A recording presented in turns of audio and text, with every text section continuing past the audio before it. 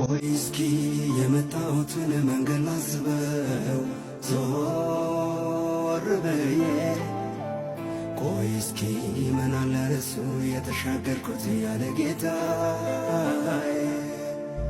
ለማለፍ ኃይል ሆኖልኝ ከጌታ እርዳታ